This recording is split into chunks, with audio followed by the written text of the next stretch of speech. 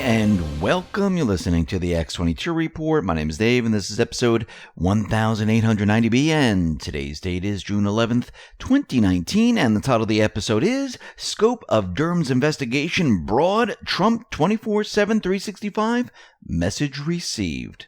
Father's Day is right around the corner, and one of the best gifts you can give Dad this holiday season is the Patriot flashlight. So what do you get with the Patriot flashlight? Well, you never have to waste money on batteries. It's solar powered. It lights up the darkest of nights. It has life-saving emergency strobe lights. You can charge your phone anywhere. Users have reported this flashlight to be an all-in-one lifesaver. Patriot flashlight is the perfect gift for Dad this holiday. Limited supplies last, and this is the very last chance to get yours at a discount before they sell out. Use code X20 and get 20% off the Patriot flashlight. Let's get into the economic collapse, political and geopolitical news.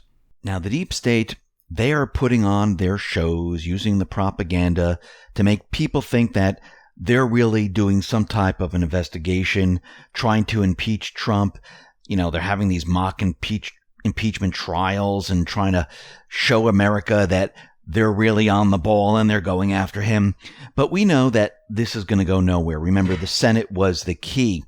We also know that John Durham right now, his scope of the investigation is much, much broader than we originally thought. We're going to be talking about that in just a moment. We're also going to be talking about how Trump tweeted out some information that matches a Q post, which might be sending a message to all of us. And we'll be talking about that a little bit later in this report. But first, I wanted to start off with Julian Assange. It looks like the Department of Justice has made its formal request to the UK to extradite WikiLeaks founder Julian Assange. So the US made this official extradition request to the UK last Thursday, June 6. The extradition treaty between the UK and the US, signed in 2003 and made effective in 2007, required that the formal request for extradition and the documents supporting the extradition request had to be received within 60 days of Assange's arrest back on April 11th. The next extradition hearing had been scheduled for June 12th, which is tomorrow. But WikiLeaks is saying that it's been moved to June 14th. So we'll have to see how this really plays out and when this hearing really is. But like I said before, I do believe the Patriots are in control. They want to bring Assange back to the United States. They want to protect him. This is why they used the charges that he was working with Chelsea Manning, and they could have used so many other charges. And it seems like they picked the ones that they knew they can get around and that they couldn't approve, and they're using them just to extradite Assange back to the United States. Remember, he is the source, and I do believe he is protected. I do believe the Patriots are in control, and they want him back here. And this is going to tie into all the sealed indictments. It's going to tie in to all the investigations when the FISA declass happens and everything else. Now, we know that the Democrats, they've been putting on a show. They had John Dean appear in front of the House Judiciary Committee, and yesterday we played Gates's response, and Jim Jordan, he went all out on John Dean and the entire House Judiciary, and he laid it out and explained why this was a show and why nobody was looking at the real criminal case. Take a listen to Jim Jordan. At a memorial event for David Hamburg, Speaker Pelosi and I had a chance to discuss impeachment. Mr. Dean, who wrote that? I did. 1 month ago, May 11th, 2019, haven't we been too long in not giving Trump a meaningful moniker? Should it be deranged Don, deadbeat Don, demagogue Don? Thoughts, please, comments. Mr. Dean, who wrote that? I assume that was mine. It was yours. 19 days ago, May 22nd, 2019, there was this. We are witnessing Trump's massive cover-up of his criminal behavior as POTUS. He is incapable of accomplishing anything. Mr. Dean, you know who wrote that? I suspect that was me again. It was you. I want to focus on that last sentence. As POTUS, as President of the United States, he, Donald Trump, is incapable of accomplishing anything. When you made that statement, Mr. Dean, what did you have in mind? You thinking about the 3.2% economic growth rate we had the last quarter? Thinking about the fact we got the lowest unemployment in 50 years? How about the fact the hostages are back from North Korea? Maybe you were thinking about this. When you said the President of the United States was incapable of doing anything, were you thinking about the fact that the embassy is now in Jerusalem? I mean, I think about this one. Every single candidate for as many cycles as I can remember, Republican and Democrat, have promised the American people, you elect me, we're going to move the embassy to Jerusalem. And guess what? They get elected and they come up with a million reasons why they can't do what they said they were going to do. But this president didn't. The embassy is now in Jerusalem. So I'm just wondering, what were you thinking about when you said he's incapable of accomplishing anything? Mr. Jordan, I think that under the parliamentary rules of the House, I'm refrained from addressing a full answer to your question. You weren't refrained in your tweets and your comments and the things you wrote. My tweets are not subject to the parliamentary. They are subject to state of mind and the perspective you bring to this hearing, and I think the American people understand. Let me ask you this then. Did you give advice to Lanny Davis or Michael Cohen prior to Mr. Cohen's testimony to Congress? No. Well, you said on Aaron Burnett's show the night before Mr. Cohen testified in front of the Oversight Committee that Michael Cohen should, you said you had talked to Lanny Davis and that Michael Cohen should hold his testimony as long as possible from Republicans. You didn't say that to Mr. Davis? You said it on Aaron Burnett's show the night before Mr. Cohen testified. I didn't say it directly to Mr. Cohen was your question. No, it wasn't. My question was, did you give advice to Lanny Davis or Michael Cohen prior to Mr. Cohen's testimony to Congress? Yeah, I have known Lanny Davis for almost a couple decades, and we have talked about it. And I did say, as soon as you turn your testimony over, it will be picked apart. So you instructed Michael Cohen's lawyer to keep information from Republicans to obstruct the committee work that we were doing in the Oversight Committee just a few months ago? You told that to Michael Cohen's lawyer? I didn't quite phrase it that way, no. You know what? They took your advice. I'm sorry? They took your advice. Did they? Yeah. Mr. Cohen kept his testimony from us for as long as possible. But you know what else Mr. Cohen did that day? Lied. Lied 7 times. And this is what I think concerns so many Americans. This is what concerns, I think, so many Americans about the work that's going on in this Congress, this 116. The first announced witness of the 116th Congress is Michael Cohen, a guy who sits in prison today for lying to Congress. Today, Chairman Nadler brings in front of the Judiciary Committee a guy to talk about obstruction of justice who went to prison in 1974 for obstructing justice. I did not go to prison.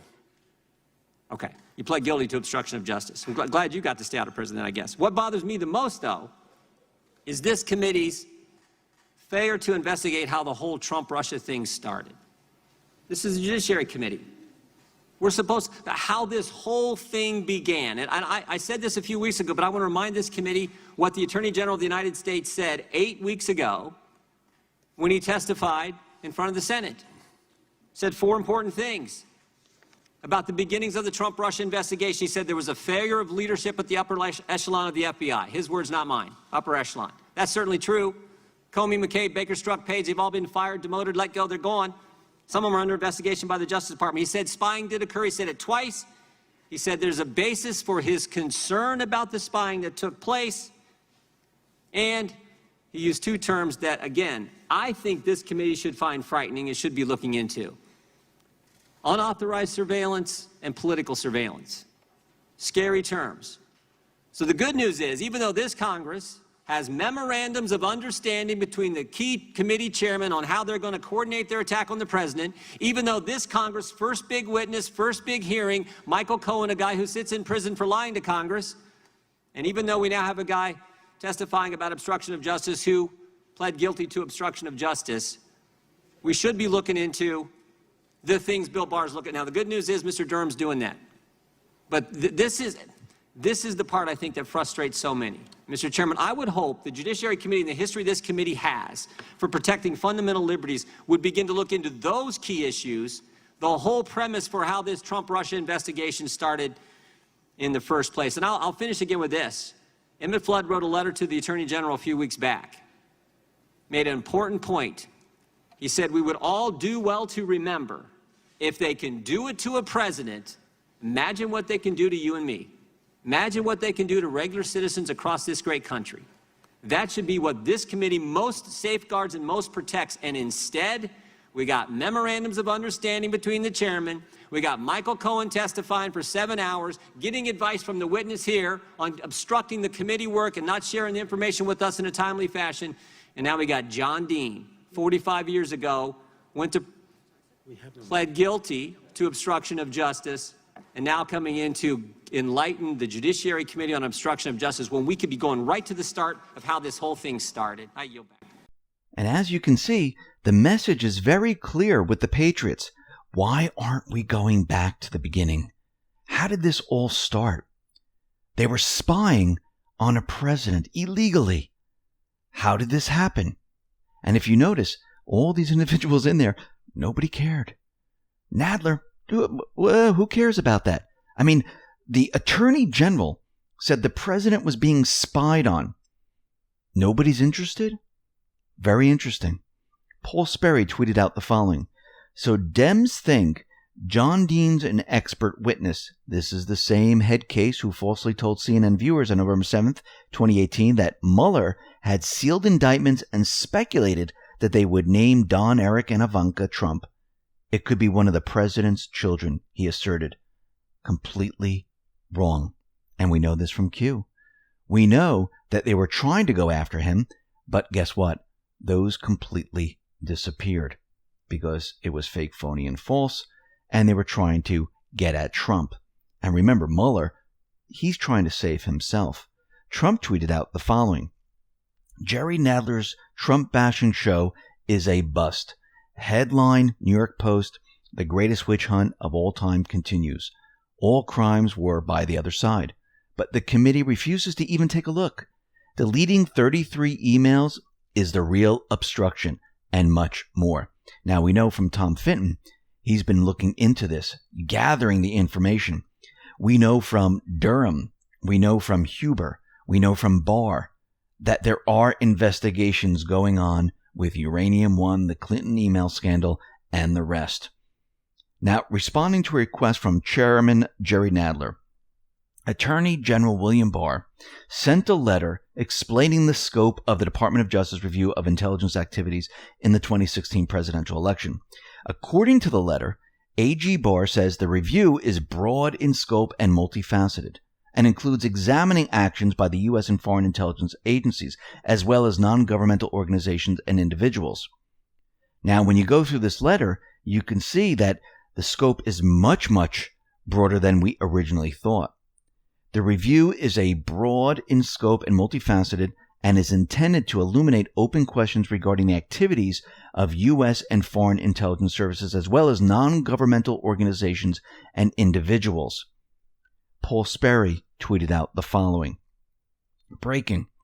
Representative John Ratcliffe of House Judiciary interpreting Department of Justice letter to mean Special Prosecutor Durham investigating crimes include false statements, classified leaks, falsified FISA and illegal domestic spying by CIA, foreign intel agencies under review including UK and Australia.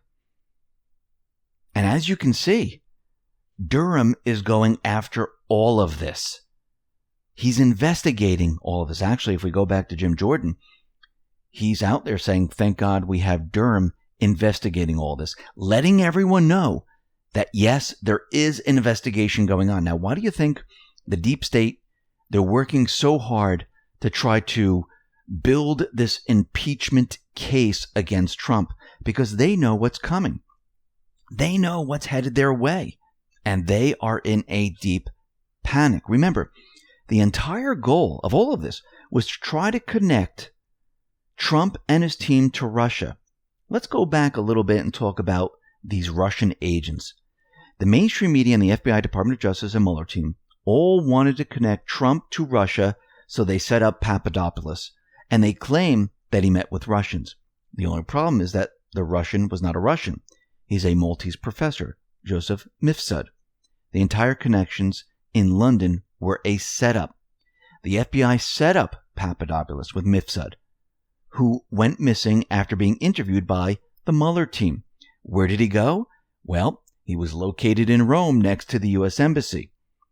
Remember, in late April, Papadopoulos told Fox News that Trump called the Italian Prime Minister this week after he broke the news about Professor Mifsud being located in Rome.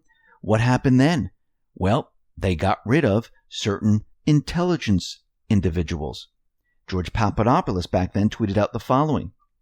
The Italian government is currently holding hearings in Parliament to declassify material related to their monitoring of me at Link campus in Rome and Joseph Mifsud. Recommend American journalists reach out to their Italian colleagues. You're missing the story of the century. Now, do we see any major mainstream outlet out there looking into this? Do we see the House Judiciary looking into this? I mean, here's all the information right at our fingertips. We're all talking about it, but they're looking the other way. Why? Because they don't want to see any of this, because it implicates themselves. Remember, a lot of these individuals, they are corrupt in government.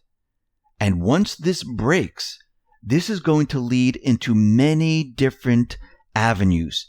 And they're going to be caught in this gigantic net. And they understand this. Because once this breaks, don't you think everyone's going to question everything else and they're going to be looking into everyone else's business? And what are you going to find? You're going to find more and more corruption. I mean, let's look at Justin Amash. Remember, he's the one who wants to impeach Trump. His family has business with China. You think he's trying to protect something here? Well, it looks like right now he's stepping down from the Freedom Caucus. What is the Freedom Caucus?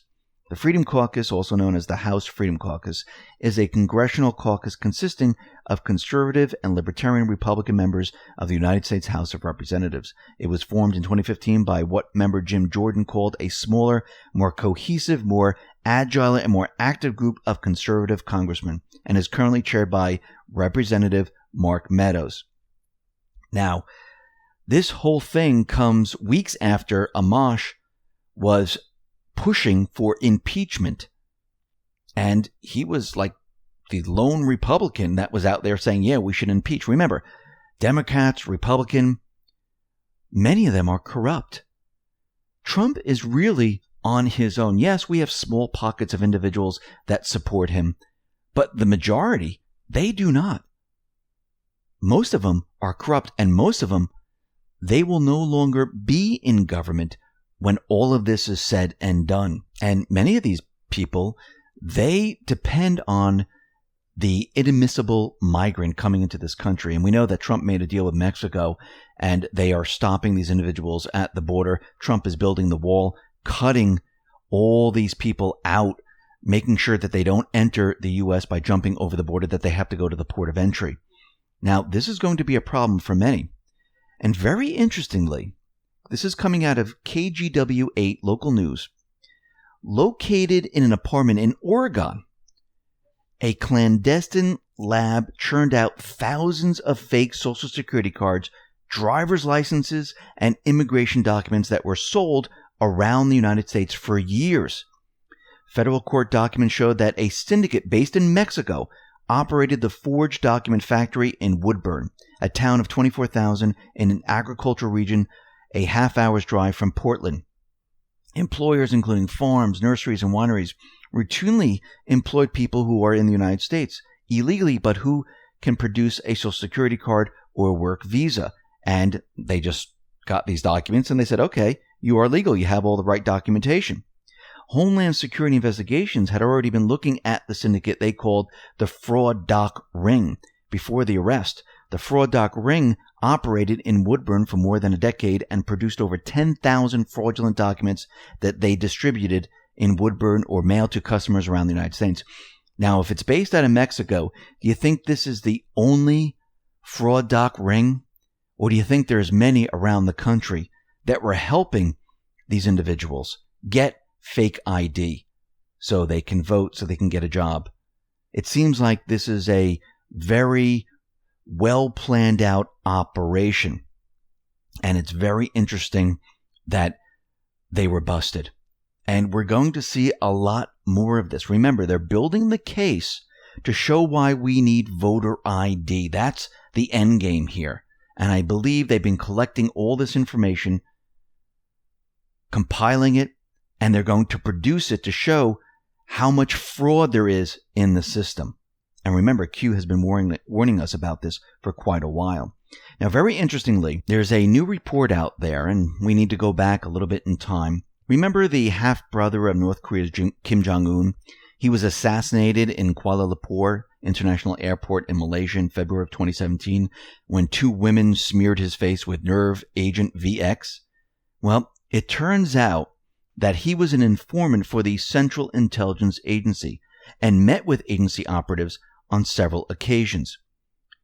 Kim Jong-nam was once considered to be the heir to late North Korean leader Kim Jong-il, but he fell out of favor with his father in 2001 after he was caught trying to enter Japan on a false passport and was arrested at Tokyo Airport, apparently en route to Disneyland. Kim Jong-nam had been critical of Kim Jong-un, reportedly saying in 2012 that he won't last long because of his youth and inexperience. The two brothers, they have completely different mothers. And I want to go back to Post 29. This is going all the way back to November 2017. Back then, Q wrote, "Some things must remain classified to the very end. North Korea is not being run by Kim. He's an actor in the play. Who is the director? The truth would sound so outrageous, most Americans would riot, revolt, reject, etc." Let me continue and let's move on to Post 1451. Does Kim look nervous prior to the big meeting with POTUS? Did they already meet long ago? Is he preparing at his hotel with his advisors ahead of time? Or is he out enjoying the freedom he never had in the past? Deal done, safe, on guard. POTUS moves up departure. Why? The world is safer. Iran developments. And then we're going to move to Post 1465. Would you believe Hussein tried to call Kim prior to the summit? He did not have his updated phone number. 3 North Korean generals released closed the pathway for bad actors. Q. Now, what's very interesting is that this individual, his half-brother, is a CIA asset. And what did Trump and the Patriots do? They went in and they cleaned out all the bad actors. Kim was never able to leave his country before. Now he has the freedom. Now he has the freedom to run his country. And this is why Trump and Kim have a special relationship. Trump freed him. Even though you hear all these different stories in the mainstream media, remember, Kim trusts Trump. Kim does not trust all the others.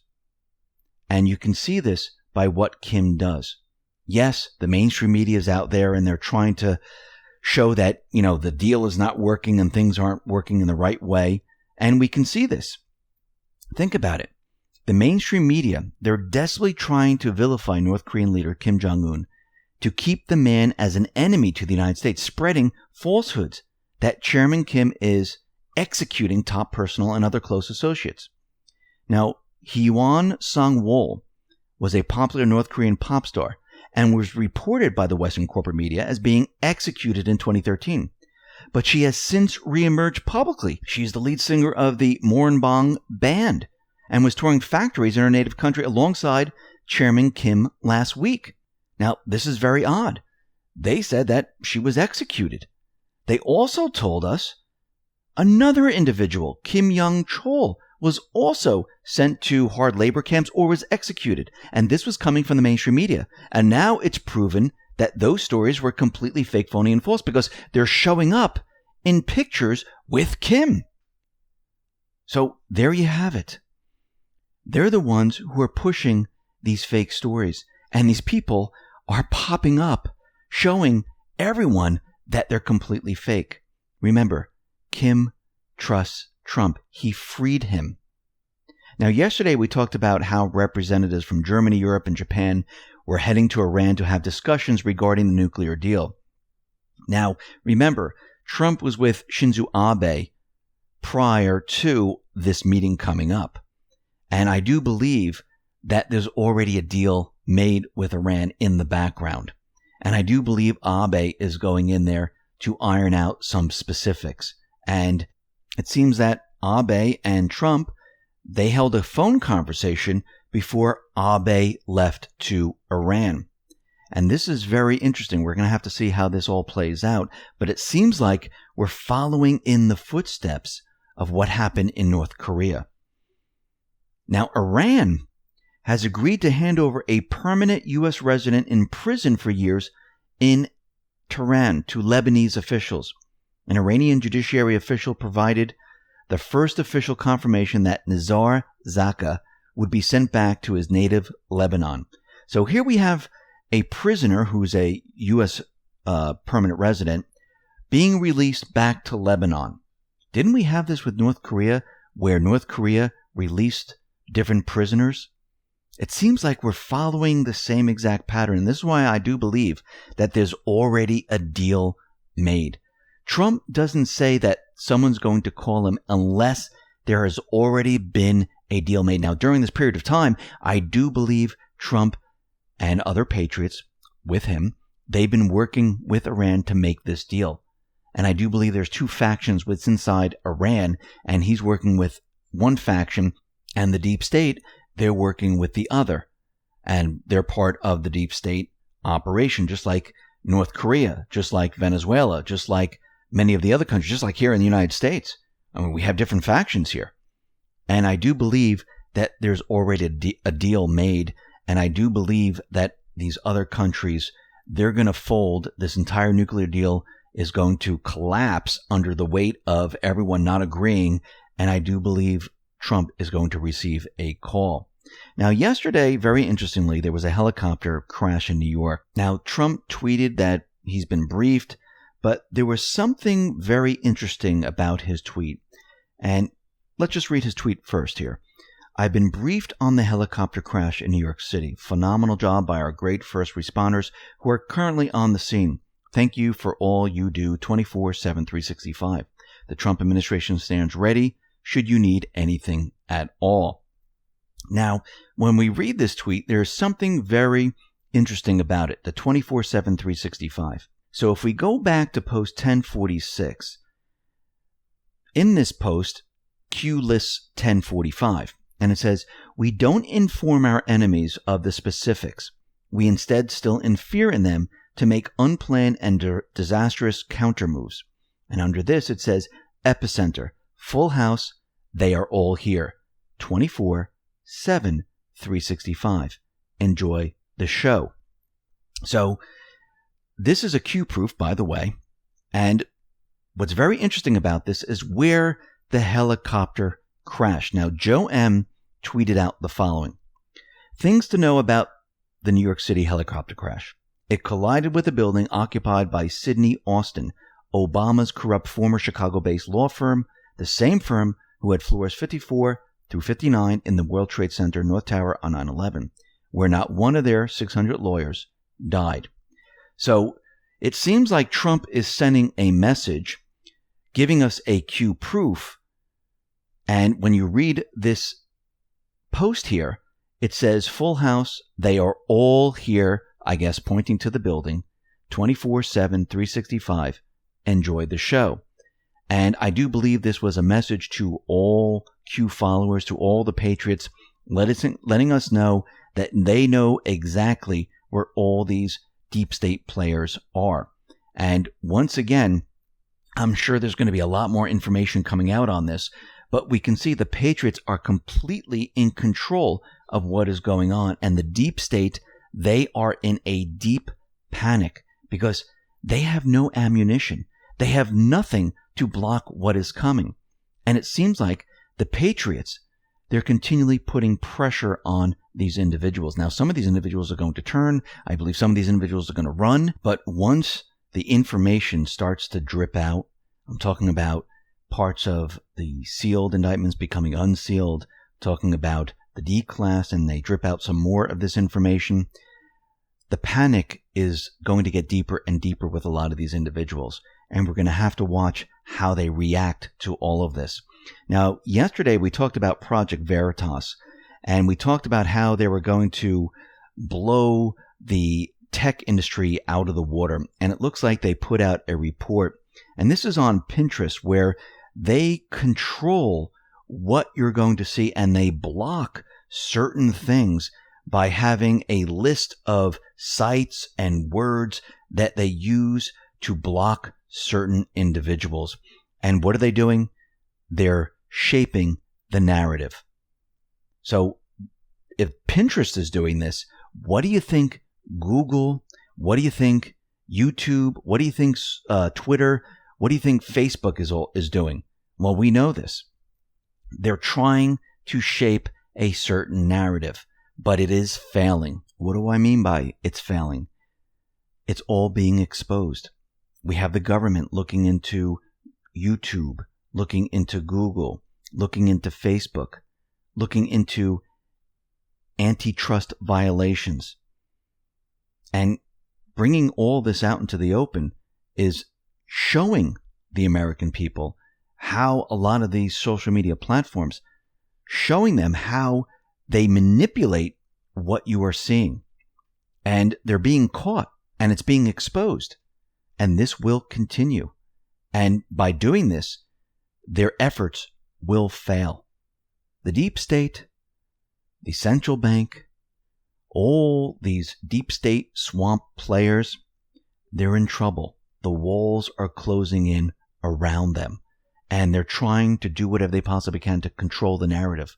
But it's too late. Why? The Patriots are in control. Listen, everyone, thanks a lot for listening. Be well, be safe, and especially be prepared. Thanks a lot.